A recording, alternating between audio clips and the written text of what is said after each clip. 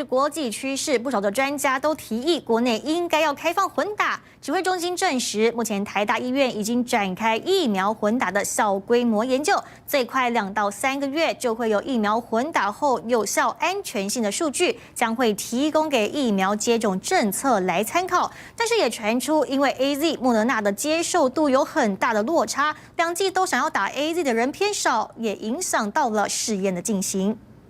民众在花博争验馆排坐施打莫德纳疫苗，但 AZ 跟莫德纳施打意愿失衡，冲击整体覆盖率。就有专家提出比照他国混打。台湾的疫苗本来就青黄不接，许多的疫苗有好多种类，那根本不可能在第2剂的时候呢打同一种种类，却还坚持说一定要同一个种类施打。 真的是匪夷所思。感染科权威黄立明表示，第1剂打 AZ 再混打莫德纳或 BNT 可以显著提高抗体。长庚新兴病毒感染研究中心主任施信如则说 ，AZ 疫苗相关研究发现，部分接种者抗体反应不高，但混打莫德纳或 BNT 之后可以提升抗体。传出目前台大医院已经着手 AZ 混打莫德纳疫苗试验，正在招募受试者当中，人数预计200个人，预估2到3个月之后会有初步的结果。台大医院已经开始在展开这个关于混打的一个 院内小规模的一个研究哈，那可能要2、3个月之后会有结果，所以我们也希望这边有一些本土的实证之后，可以再给大家提供关于这样混打的一个有效性。指挥中心证实，预估3个月之后混打实验会有结果。这是网络媒体报道，因为 AZ、莫德纳疫苗的接受度有很大的落差，问题也影响到进行中的台大临床试验。因为团队发现，第1剂打 AZ、第2剂打莫德纳疫苗的受试者十分踊跃，但2剂都想打 AZ 的人却偏少，这部分还得克服。记者陈建安、王一仲台北报道。